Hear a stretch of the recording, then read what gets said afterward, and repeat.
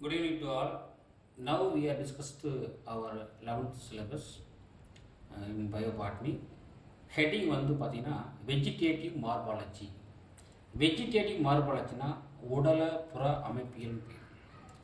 வெஜிடேட்டிவ்னு சொல்லக்கூடியது வந்து ஒரு தாவரத்தினுடைய ஸ்டெம்மு, ரூட்டு, லீஃப்.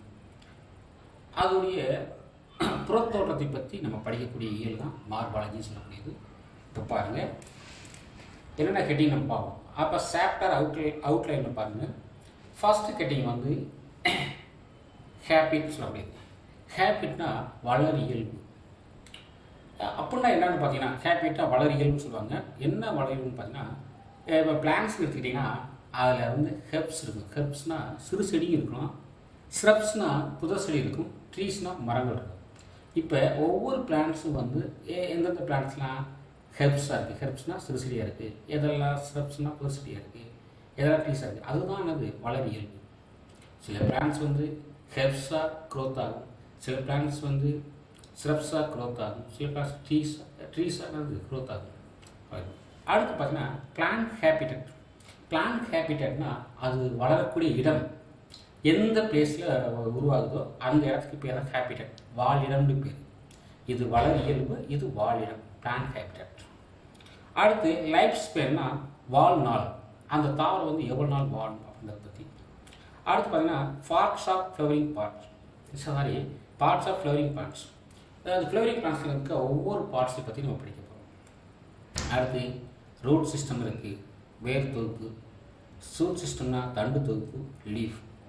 இந்த ஹெட்டிங்லாம் நம்ம வந்து இங்கே இந்த லெசனில் வந்து நம்ம படிக்க போகிறோம் சொல்கிறாங்க. பாருங்கள்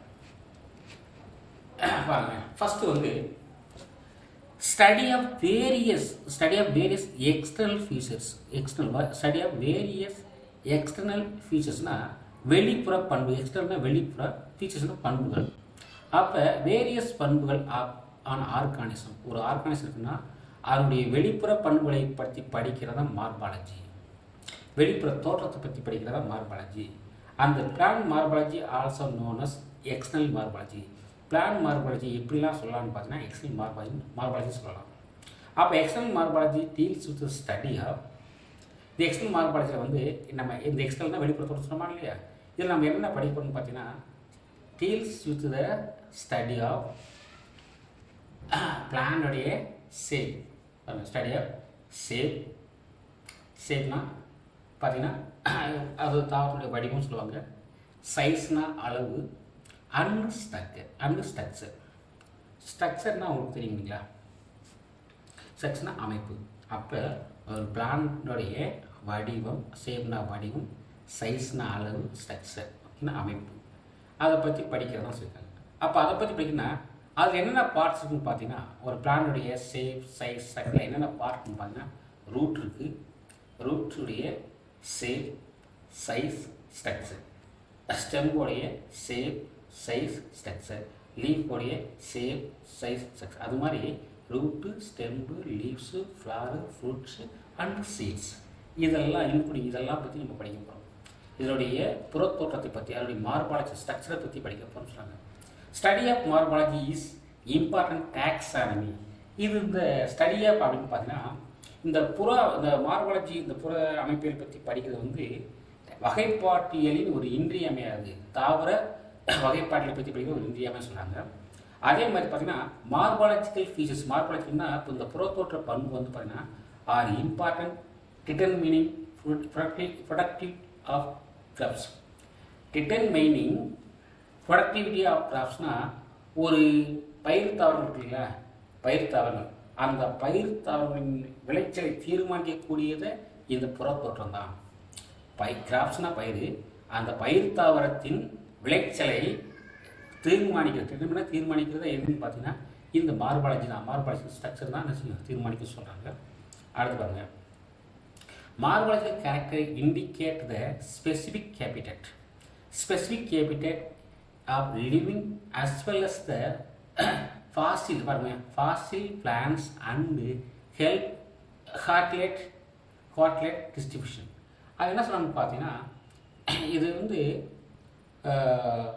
வாழும் மற்றும் அழிந்து போன இப்போ லிவிங் அப்படின்னு சொன்னால் எதெல்லாம் வாழ்ந்துக்கிட்டு இருக்கோ, ஹேபிட்டட்ஸ் ஆஃப் லிவிங் பிளான்ஸ் எதெல்லாம் வாழ்ந்துக்கிட்டு இருக்கோ, அதே நேரத்தில் அழிந்து போன வாழ்ந்த தாவரங்களையும் அழிந்து போன தாவரங்களையும் பற்றி நம்ம படிக்க போகிறோம். அதுக்கெல்லாம் இது பயன்படுத்த சொல்கிறாங்க. அது எப்படி ஸ்ப்ரெட் ஆச்சு, அப்படி பரிமாணம் என்ன அப்படின்னு படிக்க போகிறோம். ஓகேங்களா? Space of times fossil plants, morphological features also significant of phylogeny. ஃபைலோஜெனின்னா மார்பாலஜி கேரக்டர் இல்லைங்களா, அதை அந்த வச்சு ஒவ்வொரு தாவரத்திலையும் ஃபைலோஜெனி இருக்கலாம். ஃபைலோஜெனினா இனப்பரிமாணம், அது எவ்வாறெல்லாம் இனப்பெருக்கம் செஞ்சுன்றதை நம்ம கண்டுபிடிச்சி தெரிஞ்சுக்கலாம்னு சொல்கிறாங்க. அப்போ மார்பாலஜின்னு சொல்கிறது ரொம்ப முக்கியமானது. மார்பாலஜின்றது முக்கியமாக சொல்கிறாங்க. அடுத்து பாருங்க, plan morphology can be studied under 2 broad characters. அப்போ பார்த்தீங்கன்னா புற அமைப்பில் வந்து இரு பெரும் பிரிவுகள் இருக்குது. அப்போ plant morphology can be studied under 2 broad கேட்டகரிஸ்னால் பெரும் பிரிவுகள் இருக்குதான். அதில் ஃபஸ்ட்டு பிரிவு பார்த்தீங்கன்னா வெஜிடேட்டிவ் மார்பாலஜி. வெஜிடேட்டிவ் சொல்லியாச்சுன்னா உடலப்புற பண்புகள் சொன்னேன். அதாவது உடல் என்ன பண்ணுவாங்க, it including shoot system and root system. ஒரு தாவரத்தில் 2 சிஸ்டம் தான் இருக்குது. ரூட் சிஸ்டம் ஒன்று இருக்கும், சூட் சிஸ்டம். அந்த ரெண்டையும் பற்றி அதனுடைய இப்போ பாருங்க, தண்டு சூட்ஸ்னா தண்டு. அப்போ தண்டு சொன்னோம்னா தரைக்கு மேலே கண்ணப்படி தண்டு அமைப்பு, அதனுடைய புறத்தோட்டத்தை பற்றி படிக்கிறதும், அண்டு ரூட் சிஸ்டம்னா தரைக்கு இருக்கக்கூடிய வேரை பற்றி படிக்கிறது தான் வெஜிடேட்டிவ் மார்பாலஜின்னு சொல்கிறாங்க. அடுத்து பாருங்க, இன்னும் ஒரு பிரிவு பார்த்தீங்கன்னா ரீப்ரொடக்டிவிட்டி மார்பாலஜி. அப்படின்னா இனப்பெருக்க புற அமைப்பியல் பேர், இனப்பெருக்க புற அமைப்பு. இதில் வந்து பார்த்தீங்கன்னா எதை பற்றி படிக்கணும்னா ஃப்ளாரை பற்றி படிக்க போகிறோம். ஃப்ளாரு அல்லது இன்ஃப்ளாரசன்ஸ்.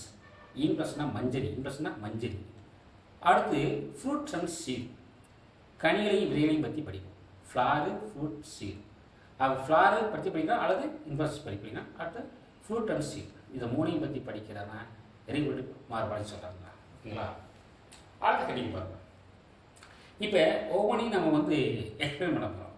பாருங்க, வெஜிடேட்டிவ் மார்பாலஜினா என்ன, வெஜிடேட்டிவ்னா மார்பாலஜினா என்ன பண்ணுங்க. அப்போ vegetative morphology deals with the study of vegetative morphology deals with the study of shape, size and structure of plant. ஒரு தாவரத்தினுடைய ஷேப், சைஸ், ஸ்ட்ரக்சர் இதை பற்றி படிக்கிறதுனா vegetative morphology. And their parts இருக்கக்கூடிய ரூட், ஸ்டெம், லீவ்ஸ் இதெல்லாம் இதில் அடங்குதுன்னு சொல்கிறாங்க. To understand the vegetative morphology the following important component to be the study. இதில் வந்து பார்த்தீங்கன்னா நம்ம எதை பற்றி படிக்கணும்னு பார்த்தீங்கன்னா அதன் பாகங்களை மட்டும் படிக்கல, தாவரத்தின் புற அமைப்பை புரிந்து கொள்ள கீழ்கண்டவாறு ஒரு தாவரங்களை பற்றி முழுவதும் புரிந்து கொள்ளணும்னா கீழ்கண்ட 3 கெட்டிங் இருக்குது. அதை 3ஐயும் நம்ம படிக்கணும். அது காம்பவுண்ட் ஸ்டடினா 3 காம்பவுண்ட் இருக்குது. அந்த 3 காம்பவுண்ட் என்னன்னு பார்த்தீங்கன்னா ஹேபிட்டட், லைஃப் ஸ்பேன். ஹேபிட்னா தாவரம் வளரக்கூடிய இது. இந்த தாவரம் ஹேபிட்னா எப்படி வளருன்னு பார்த்தீங்கன்னா, ஒன்று வந்து ஹெர்ப்ஸாக இருக்கலாம், ஹெர்ப்ஸ். இன்னொன்று வந்து சிரப்ஸ் சொல்லக்கூடியது. இன்னொன்று வந்து ட்ரீஸ். இன்னொன்று ட்ரீஸ். அதாவது ஹேபிட்னா அது வளர இயல்பு. ஒன்று ஒரு பிளான்ட்ஸ் வந்து ஹெர்ப்ஸாக இருக்கலாம், அல்லது ஹெர்ப்ஸ்னால் சிறு செடியாக இருக்கலாம், ஸ்ரப்ஸ்னால் புதிர் செடியாக இருக்கலாம், அல்லது ட்ரீஸாக இருக்கலாம். அடுத்து ஹேபிட்டட்னா இந்த ஹெர்ப்ஸாக இருந்தாலும் சரி, ஸ்ரப்ஸாக இருந்தாலும் சரி, ட்ரீஸாக இருந்தாலும் சரி, அது வாழக்கூடிய இடத்துக்கு பேர் தான் ஹேபிட்டட், வாழிடம் பேர்.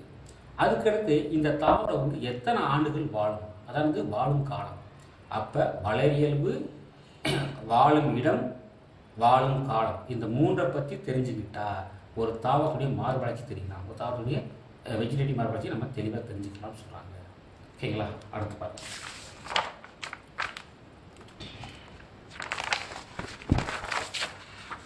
First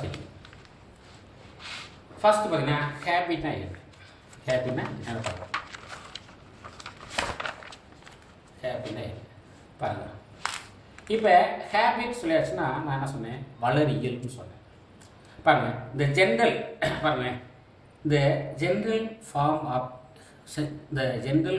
of a plant is refer to as habit.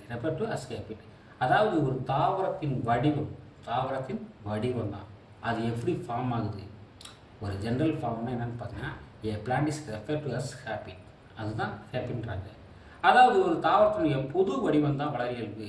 பாருங்க, based on habit plants classified into இந்த பாருங்க எதை பேஸ் பண்ணி based on and habit plants and classified into herbs, shrubs, கிளீம்பர்ஸ்னால் கொடிகள்.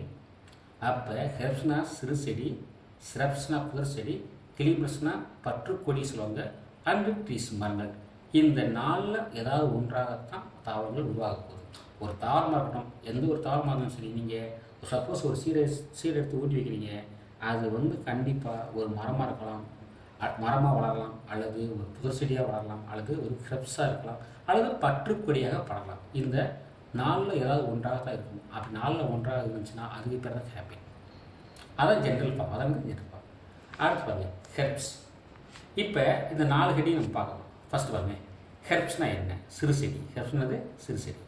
அப்போ ஹெர்ப்ஸ்னு சிறு செடின்றது எப்படி இருக்கும், இந்த சிறு செடி வந்து எந்த மாதிரி இருக்கும் அப்படின்னு பார்க்க போகிறோம். ஓகேங்களா?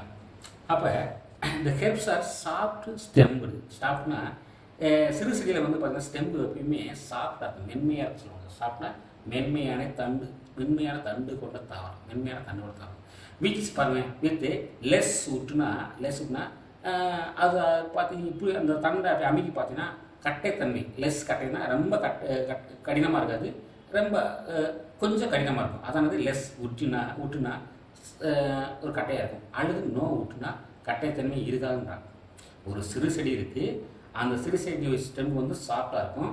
சாஃப்ட்ஸ்னா மென்மையான தண்டாக இருக்கும். அந்த தண்டு கட்டையாக இருக்கலாம், அல்லது நோ லெஸ் கட்டையாக இருக்கும், அல்லது நோ குட்டாக இருக்கலாம் சொல்லுங்கள். அது ஒன்று.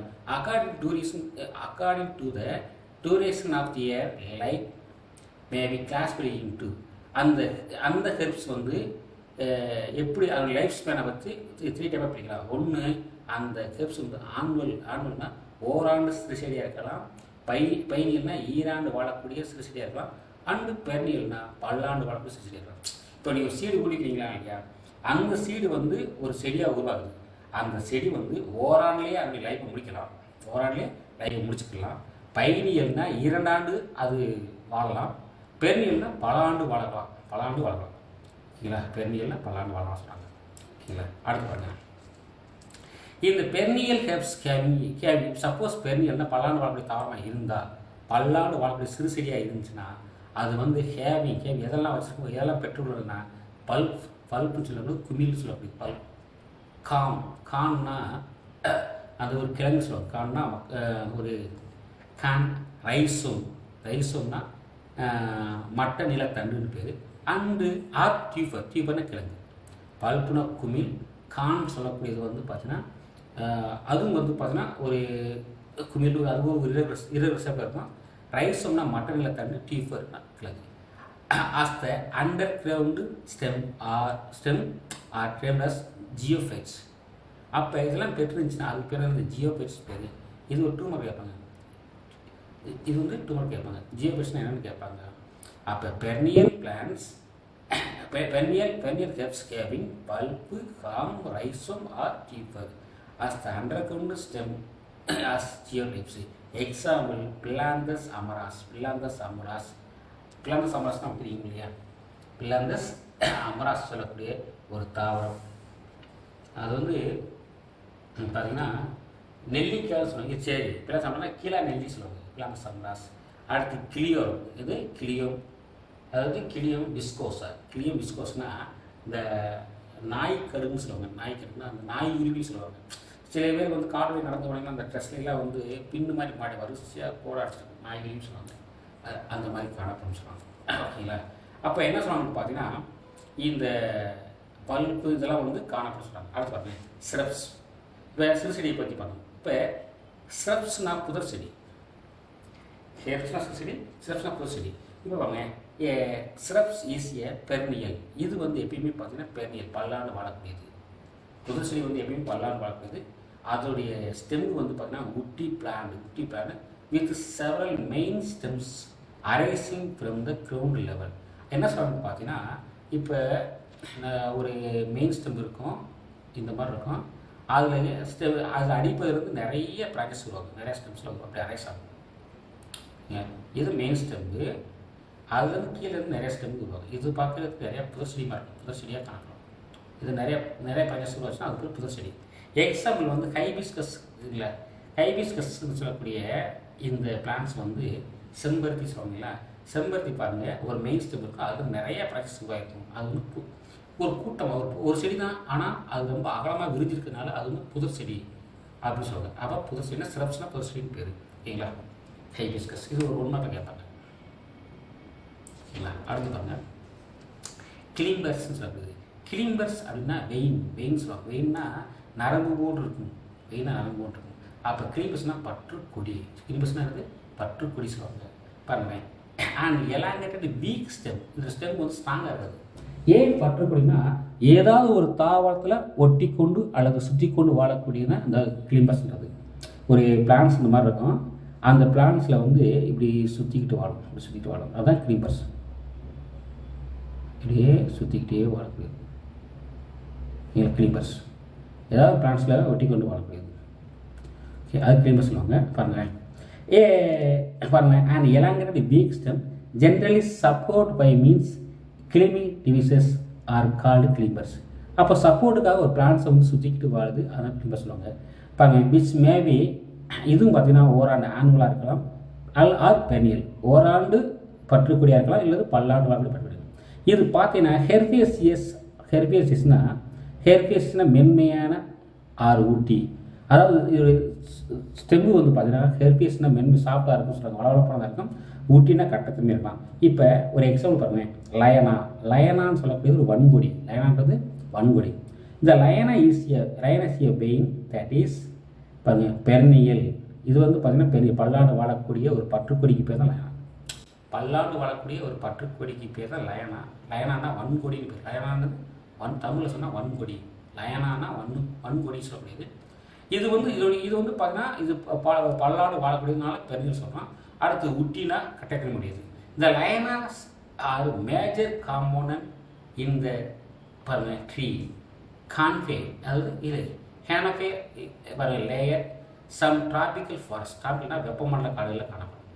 எக்ஸாம்பிள் பார்த்தீங்கன்னா பெண்டிலோகோ, என்னது எக்ஸாம்பிள் என்ன பண்ணுறாங்கன்னு பார்த்தீங்கன்னா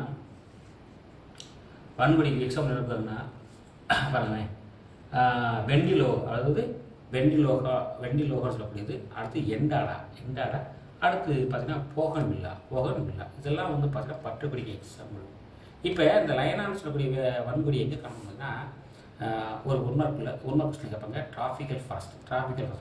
இப்போ டிராபிக்கல் ஃபாரஸ்ட் வில்லேஜ்னா சரி, நீங்கள் சில ஃபிலிமெல்லாம் பார்த்துருப்பீங்க, அதில் பார்த்தீங்கன்னா ஒரு கொடியை பிடிச்சிட்டு ரொம்ப தூரம் பறந்து போவாங்க இல்லைங்களா, ரொம்ப தூரம் அப்படியே இங்கே கொடியை பிடிச்சி தோங்கினாங்கன்னா அது அப்படியே கொடி ரொம்ப தூரம் அவங்களை கொண்டு போகும். அந்த கொடிக்கு பேர் தான் லயனா, வன்கொடின்னு சொல்லுவாங்க, அது பேர் தான் லயனான்னு சொல்கிறாங்க. ஓகேங்களா, அடுத்து பாருங்க, அடுத்து நம்ம என்ன பார்க்க போகிறோம்னா ட்ரீஸ். அடுத்து என்ன பார்க்குறோம், ட்ரீஸ் பார்க்குறோம். அடுத்த ஹெட்டிங் வந்து ட்ரீஸ்னு சொல்லியாச்சுன்னா ட்ரீ இஸ் ஏ ஸ்டவுட்னா என்னது பார்த்தீங்கன்னா அதாவது கடினமான அது கடமான, டால்னா உயரமான, பெர்னியல்னா பல்லாண்டு. பாருங்கவே, ட்ரீஸ் ஏ ஸ்டவுட்னா கனமான, டால்னா உயரமான, பெர்னியல்னா பல்லாண்டு வாழக்கூடிய, உட்டினா கட்டைத்தன்மையுடைய தாவரம். அப்போ ட்ரீஸ் வில்லேஜ்னா கனமாக இருக்கும், டாலாக இருக்கும், பெர்னியலாக இருக்கும், ஊட்டியாக இருக்கும். Having one main stem called trunk, ஒரே ஒரு மெயின் ஸ்டெம் தான் காணப்படும். அதுக்கு பேர்